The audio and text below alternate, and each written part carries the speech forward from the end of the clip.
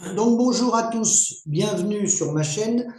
Alors tout d'abord, pour commencer cette vidéo, pour ceux qui auraient oublié, on les a relancés, tous les adhérents, et puis par SMS, par mail, et puis aussi à travers les réseaux sociaux. Il y a l'Assemblée générale du SAMU social agricole national qui se tient vendredi prochain, vendredi 24 octobre à partir de 9h30 à Beuzol, dans le Gers, 32 310. Je dis bien à Beuzol, dans le Gers, vendredi prochain, vendredi 24 octobre, à partir de 9h30. Si vous arrivez un peu plus tard, ça fonctionnera aussi, mais c'est à partir de 9h30 toute la journée. Hein. Donc, où il y aura de présents pour parler des problèmes sanitaires, je vais vous en parler, hein, parce que je vais parler de l'actualité. Il y aura la DDT, DDPP du département, il y aura un vétérinaire, il y aura comptable, il y aura nutritionniste, il y aura la MSA, il y aura normalement un représentant également de la Chambre d'agriculture, et puis, bon, différents autres intervenants. Hein. Donc, surtout, ce qui est important, vous avez été nombreux à répondre que vous alliez être présents, il faudrait vous inscrire ou le faire savoir. C'est pour les repas le midi. Il faut vous inscrire sur le site du SAMU ou envoyer un SMS sur le site du SAMU à celui qui gère les repas, ou vous envoyez un mail ou un SMS à moi ou à Michel Bini, qu'on sache pour le nombre de repas le midi, parce que ceux qui ne sont pas inscrits, pour organiser, c'est plus compliqué. Ce qui est important, c'est ça. C'est pas la grandeur de la salle, si vous êtes plus nombreux, c'est pour les repas. Donc ça, c'était pour la partie Assemblée générale du SAMU social agricole, donc vendredi 24 à Beuzol dans le Gers. Maintenant, je vais vous parler de l'actualité.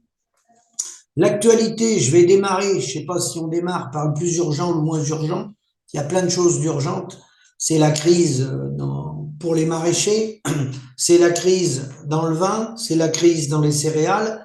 Là, je vais parler du dernier événement qui vient de nous tomber dessus, parce qu'ils sont tous graves. C'est urgent, voilà, c'est un collègue qui m'a envoyé ça, la dermatose nodulaire contagieuse.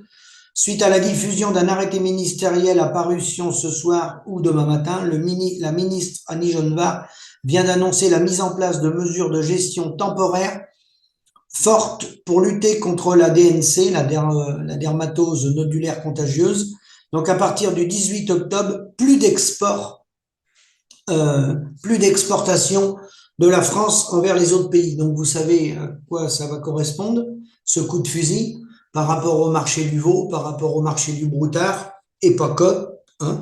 Donc c'est vraiment irresponsable, enfin, je ne sais pas ce que vous en pensez tous, mais les éleveurs, personne n'a besoin de ça. C'est irresponsable. Il faut mettre en place, ça aurait déjà dû être fait, la vaccination gratuite, le contrôle aux frontières des animaux malades et le déclassement de cette maladie, qui n'est pas une maladie contagieuse.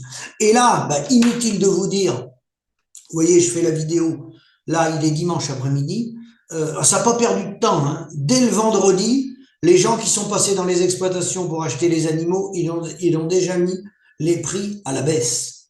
Je parle coopérative, privée, marchand bestiaux, peu importe. Ils ont dit, bah voilà, les frontières sont fermées, il n'y a plus de marché, donc les bêtes, on va les acheter moins cher. Voilà. Donc vous avez compris, à chaque fois qu'il y a des événements majeurs comme ça, vous savez qui paye. Voilà, ça faut être bien conscient de ça.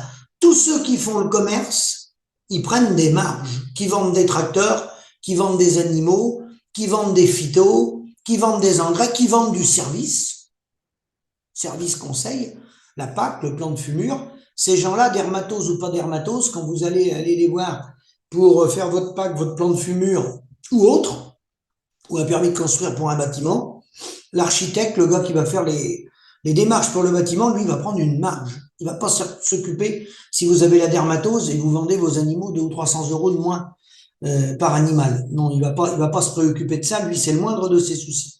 Donc, c'est une catastrophe. Hein, et le signal de ça, c'est une décision irresponsable. Et surtout, je vais vous dire, hein, ça va bien réjouir Bigard et tous les autres. C'est destiné à une chose, c'est bloquer les petits soldats sur le territoire et faire baisser les prix. Retenez bien ce que je vais vous dire. À chaque fois qu'il y a des coups de Trafalgar comme ça, le but du jeu, c'est de faire baisser les prix. Ne vous trompez pas, c'est pas autre chose que ça. Hein. Donc, j'embraye sur l'actualité, parce que je vais rester un peu dans le lié à tout ça, lié au problème de prix. Et vous savez pourquoi on en est arrivé là. C'est parce qu'on n'est pas rémunéré. Je vais vous mettre en lien dans la vidéo, parce que pendant qu'on essaye de se battre dans nos départements, chacun de notre côté, eux, le rouleau compresseur, il avance avec les réseaux chambres d'agriculture et les gens qui racontent des mensonges à longueur de journée.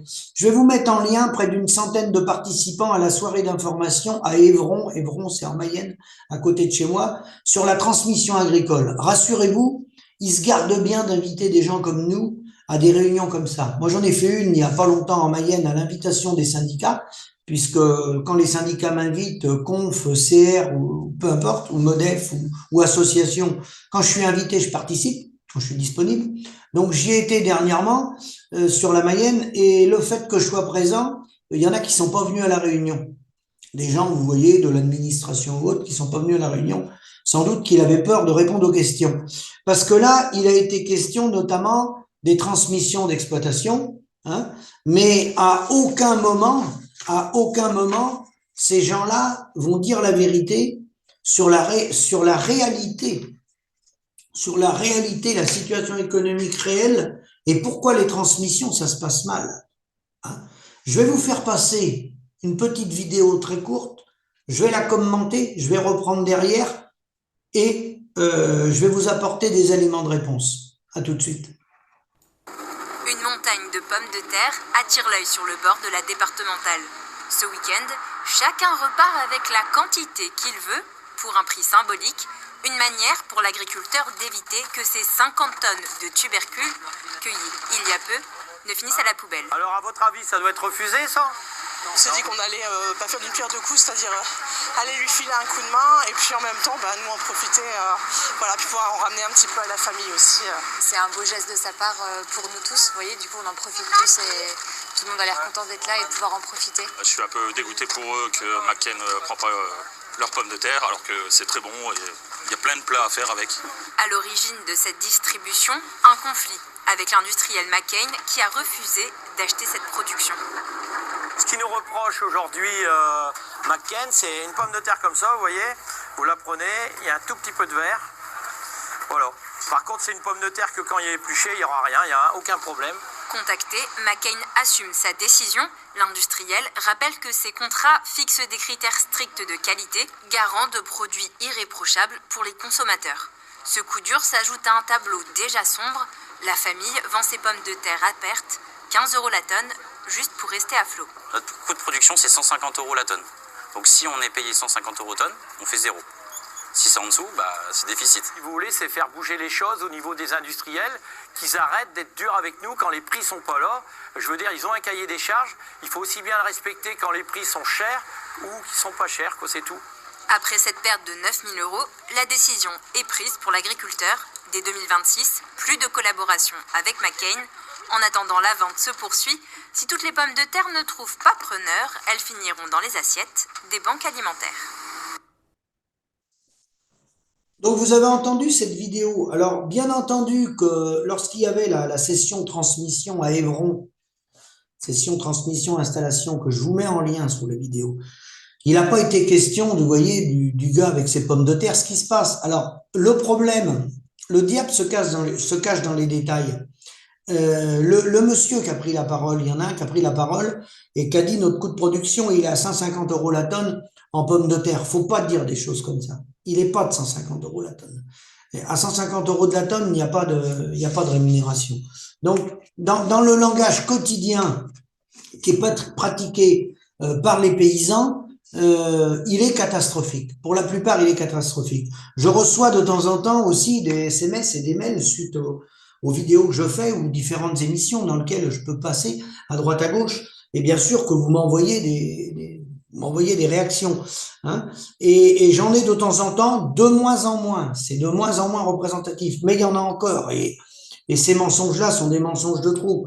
Des mensonges qui disent, voilà, je connais un agriculteur près de chez moi, producteur de lait et de céréales en grande culture, des exploitations relativement importantes, ils se prélèvent 4 000 à 4 500 euros net mensuels.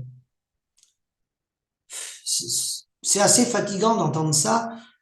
C'est faux, il se trouve qu'on connaît les exploitations en question, nous. Hein. C'est des gens où il y a du JA. Et ils prélèvent sur le GEC ou sur le RL ou sur la SCA, ils prélèvent 4 000 ou 4 500 pour rembourser le prêt jeune agriculteur. Mais les prélèvements nets mensuels, ils sont pas de ce montant-là. Si les agriculteurs gagnaient 4 000, 4 500 euros net mensuels, les fermes, elles se reprendraient. Il y aurait de la reprise. Il y aurait de la main-d'œuvre dans les exploitations. Il y aurait un turnover qui fonctionnerait bien mieux qu'il fonctionne là, puisque les exploitations laitières n'ont plus de repreneurs. J'ajoute que dans ces structures-là, la plupart du temps, les prélèvements privés qui sont faits, ils sont faits par le flux d'argent des avances de la PAC, des avances aux cultures. C'est financé par le réseau bancaire, voire le réseau coopératif, et les associés se prélèvent des sommes qui peuvent être de 1 500 à 2 000, 2002, hein, mais ils vivent à crédit. Hein. Si vous voulez revenir sur la réalité des choses, là on a eu il y a quelques années déclaré par la Mutualité sociale agricole, hein, et en plus c'est des bénéfices d'entreprise déclarés au centre des impôts national, une moyenne agricole à 7 807 euros. Alors ça, tout le monde est dans le paquet là. Donc 7 807 euros, vous divisez par 12, vous voyez ce que ça fait. C'était l'assiette des paysans français. Donc vous pensez bien que si les gens gagnaient réellement, privés, 4 000, 4 500 euros net mensuels, vous pensez bien qu'on n'en serait pas là. Donc c'est des tissus de mensonges comme ça, chaque jour, qui font que on est dans la connerie et on continue dans la connerie. Alors, le contraste, vous avez vu le gars avec ses pommes de terre, c'est une catastrophe. La viticulture, vous le savez. Les céréales, inutile de vous dire qu'à 150, 160 euros la tonne, mais on est bien en dessous des coûts de production. Hein, le prix des céréales, vous pouvez les doubler, hein, et ça suffira pas encore. Hein. Si on parle en euros constants et qu'on fait l'évolution des choses, les céréales, elles devraient, vous pouvez les doubler, il en manquera encore. C'est ça la réalité. Hein. Simplement, pour encadrer l'agriculture, reprendre notre souveraineté et avoir des agriculteurs debout qui créent des emplois, il faut changer la politique agricole, il faut mettre un prix de souveraineté. Ce prix de souveraineté s'appliquerait à une gestion des volumes. Ça serait pas un prix balancé dans la nature où chacun peut faire ce qu'il veut. Ça serait un prix de souveraineté nationale, ce qui veut dire que les gens n'auraient pas le droit de faire ce qu'ils veulent. Hein, avec ces prix-là, ça serait conditionné, il y aurait des contingents de référence nationale, un prix de souveraineté, hein, avec une relance économique, hein, par un crédit national fait par le gouvernement pour relancer l'activité agricole et pérenniser tous ceux qui tournent autour de l'agriculture, les entrepreneurs et tout ça agricoles qui vont tomber, parce que ceux qui sont autour de nous vont tomber. Faute de revenus, on fait tomber les autres. Voilà la vraie situation. Alors, le contraste par rapport aux réunions que peut continuer de faire les FDSEA dans les départements où ils essayent de piéger des petits soldats, c'est le discours permanent. Dans le même temps qu'ils font ça, vous avez la FRSEA de l'Ouest, donc la Fédération régionale des syndicats d'exploitants agricoles de l'Ouest, s'inquiète de la baisse des prix du lait. Donc, ils s'inquiètent de la baisse des prix du lait, hein, alors que le coût de production, ils mettent du CNIEL pour l'année 2024 était en hausse de 4,3%. Bon, oui, je l'avais dit, je vous le répète, ils vont tout faire, ils vont arriver à baisser le prix du lait, hein, surtout le premier trimestre normalement. Le prix de la viande, ils s'y emploient à le faire baisser. Le mouton, c'est déjà fait. Hein. Donc, vous savez où tout ça va nous conduire. Il se trouve qu'il y a des très belles exploitations en viande bovine et en lait, aujourd'hui, où les gens ont fait les mises aux normes, voire robotisé, tout bétonné, ils n'ont pas de repreneurs. Et ils n'ont pas de repreneurs. Pourquoi? Parce qu'il n'y a pas de rentabilité. Et dans l'agriculture, on est quand même un secteur à part. Parce qu'on ne sait pas dissocier notre salaire réel, on devrait se prélever au moins 3 000 euros. Plus de 3 000 euros mensuels avec les heures qu'on fait. On ne sait pas dissocier notre salaire, qui est le fruit de notre travail, du coût du capital. La reprise des exploitations, le coût du capital, il doit s'amortir par le bénéfice de l'entreprise. Voilà. Hein. Et là, en agriculture, tout est mélangé. Hein. Et quand on dit les exploitations ont grossi, elles sont irreprenables, c'est faux. À partir du moment qu'il y a une rentabilité, il y a reprise. Et une exploitation qui a grossi, s'il y a une diminution du nombre d'associés, on peut en recréer 2 ou 3 petites. C'est pas le problème. Une ferme qui fait 250 hectares, on peut très bien installer 3 couples à 70 hectares ou 80 hectares. C'est juste une question de rentabilité. C'est une question de ratio de retour sur investissement. Tout simplement. Et pour arriver à ça, il n'y a pas 50 solutions. C'est les circuits courts, les PAT avec SOS Mer et tous nos partenaires qu'on peut avoir pour les portages de foncier, Eloi, Terre de Liens. Il y a d'autres investisseurs qui peuvent faire du portage de foncier pour aider la transmission, parce que le foncier, c'est très lourd en plus de l'outil. Bon, comme il n'y a pas assez de rentabilité, c'est de revenir sur des circuits courts et le reste, on a la solution. C'est des OP comme les fruitières, le comté, le maroilles, c'est de faire une OP en production ovine, idem en porcine, les fruits et légumes, et l'agriculteur, c'est l'organisation de producteurs, donc les agriculteurs, qui reprennent la facture et qui facturent au coût de production avec amortissement. Et là, on aura un renouvellement des générations. Est-ce que la marchandise sera plus chère? Bien sûr que non, elle ne sera pas plus chère. C'est une répartition de la valeur et enlever dans la filière des éléments qui nous servent à rien, qui coûtent, qui pèsent sur la filière et qui rapportent pas. Voilà. Alors, comment se fait-il, parce que vous avez été nombreux, des non-agricoles, à me poser la question, comment se fait-il que ça n'a pas craqué plus tôt et que ça continue? Ça continue parce que déjà, le réseau bancaire, nous, on est particulier de d'autres secteurs d'activité. Dans l'agriculture, c'est souvent des transmissions familiales, et il y a l'affectio familiae et l'affectio societatis. Et le banquier sait depuis longtemps que quand il prête 100 000 euros à un agriculteur, il va se sacrifier la vie pour les rembourser. Il y a l'honneur, il y a le nom des parents, c'est ancré sur des territoires. Il va se sacrifier. La preuve, ça va jusqu'à se donner la mort.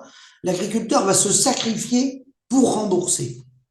Voilà. Et s'il dépose le bilan, comme c'est des ancrages souvent familiaux, c'est considéré comme un déshonneur. Donc les gens quittent la région, s'en vont parce que économiquement ils ont déposé le bilan. Ils n'ont pas déposé le bilan par des erreurs de gestion, ils ont déposé le bilan parce qu'on est dans un modèle économique qui nous détruit et on ne fait pas notre facture. Et après, ils quittent la région. Vous m'avez envoyé des mails en disant, moi je dépose le bilan, je quitte la région. C'est une honte et tout. Une honte de quoi? On est agriculteur, on a créé de la valeur ajoutée, on a pris des risques, on s'est mis à notre compte. Ceux qui critiquent les agriculteurs qui déposent le bilan, puisque vous m'avez envoyé des courriers pour les dépôts de bilan d'agriculteurs, je vous réponds. Ceux qui critiquent la plupart des agriculteurs qui ont quitté le métier, qui sont partis, la plupart d'entre eux, réfléchissez bien, ils n'ont jamais créé la richesse, qui crée leur salaire. Les gens ne créent pas la richesse qui crée leur salaire. Souvent, ils attendent leur salaire à la fin du mois. Ils ont des patrons. Eux, ils sont employés. Et à la fin du mois, ils touchent un salaire, qui est le fruit du travail qu'ils ont fait dans l'entreprise. Mais ils n'ont pas créé l'entreprise, ils n'ont pas créé la valeur pour sortir ces salaires. Ceux qui créent la valeur, c'est les chefs d'entreprise, c'est les patrons, c'est les paysans, c'est un patron maçon, c'est un patron entrepreneur, c'est un patron menuisier. Le patron, il prend un risque. Voilà, il prend un risque. Alors, ça passe ou ça passe pas. Et là, aujourd'hui, ça passe pas dans beaucoup de cas de figure chez les agriculteurs. On récupère beaucoup de céréaliers aujourd'hui au SAMU social en difficulté, ou des viticulteurs ou autres, toute production confondue. On a les maraîchers, je fais un petit coucou aux maraîchers. Oui, je sais, les maraîchers, bio ou conventionnels, l'immense majorité d'entre vous, vous prélevez, allez, entre 800 et 1200 euros. Beaucoup de gens sont à 1000 euros dans les maraîchers, comme les éleveurs, avec amortissement, d'accord ? C'est ça la réalité sur une carrière. Donc bien sûr que le problème central, c'est le revenu. On le sait que le problème central, c'est le revenu. Et donc, porter jugement sur les agriculteurs qui arrêtent, c'est faire fausse route. Parce que les agriculteurs, s'ils étaient rémunérés dignement hein, qu'il avait leur facture et qu'on gérait notre propre production à travers notre carnet de factures avec la gestion des volumes, on n'en serait pas là. Là, on est, vous le voyez, en céréales ou dans le reste, ou dans le vin. Hein, on est avec des prix mondialisés et on est avec des charges franco-françaises. Donc ça fonctionne pas. Ça fonctionne pas. Et c'est idem en Allemagne ou ailleurs. En Allemagne, si vous fonctionnez avec un prix allemand des produits agricoles, un prix mondialisé et des charges allemandes, c'est exactement pareil. Ça peut pas fonctionner. Voilà. Vous savez très bien que les blés russes et les blés ukrainiens qui arrivent à 110 € sur les ports, tout le monde sait qu'un agriculteur français ne peut pas produire à 110 €. Voilà, tout le monde le sait, ça. Hein, et même à 150 €, et même à 200.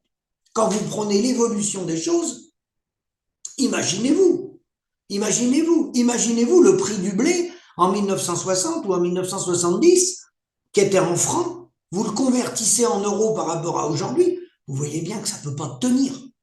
Les céréaliers ne peuvent pas tenir. Ce n'est absolument pas possible. Donc c'est le même chemin que l'élevage. Pourquoi? Parce qu'il n'y a pas de reconnaissance de notre métier. Voilà. Et alors, je mets en garde les jeunes, avant de vous installer, demandez les bilans, les 3 derniers bilans des gens qui vous vendent l'exploitation, hein, pour voir où ils en sont. Parce que malheureusement, beaucoup de gens arrivent au bout et ils vont refiler la patate chaude à des jeunes. Et si les jeunes, ils écoutent certains réseaux, ils vont leur faire croire que tout va bien dans le meilleur des mondes, ils vont leur faire voir le beau tracteur et la barre de guidage et le GPS, mais c'est pas la barre de guidage et le GPS qui vont vous permettre de vivre à la fin du mois. Il faut voir la réalité du terrain. La réalité du terrain de ce métier-là, hein, c'est un des plus beaux métiers du monde, à condition de ne pas avoir besoin d'en vivre. Voilà la réalité du terrain. La réalité, c'est qu'il y a 10-12% des gens qui arrivent à gagner plus de 2500 € mensuels en agriculture. Ça existe, mais c'est une infime minorité et c'est souvent de l'héritage des gens qui ont travaillé avant, qui ont construit l'outil avant. Très, très, très souvent. Et surtout, où le bas blesse, c'est que les gens ne font pas la différence entre le bénéfice d'entreprise et le salaire réel. Le bénéfice de l'entreprise ne veut absolument rien dire. Rien dire.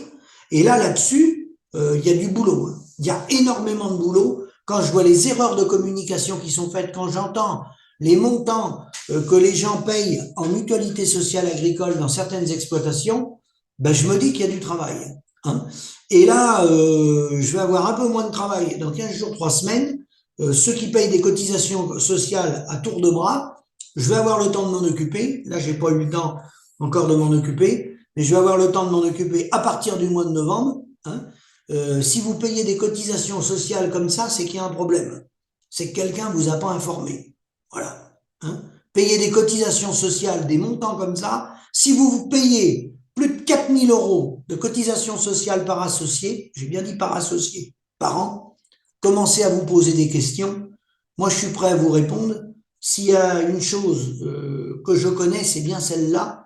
Et je peux vous dire que les chambres d'agriculture, la plupart, je vais dire la plupart, parce que sinon, on ne peut pas mettre tout le monde dans le même papier, la plupart des centres de gestion et des chambres d'agriculture ne vous ont pas dit la vérité sur le sujet. Voilà. Et beaucoup de gens vont s'enterrer avec ça, parce qu'ils ne sont pas informés. C'est une histoire juste d'information. Moi, quand j'avais 20 ans, 25 ans, je ne le savais pas. Hein, voilà. Je l'ai appris au fil du temps. Voilà. Mais quand on s'est bien fait avoir une fois et qu'on a payé des cotisations à gogo et qu'après on découvre qu'on s'était fait voler, là après évidemment on réagit et on est un peu plus réactif.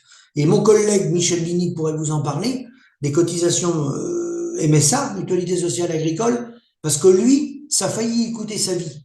Lui pourrait vous en parler de ce que c'est les cotisations Mutualité Sociale Agricole. Lui et beaucoup d'autres. Hein.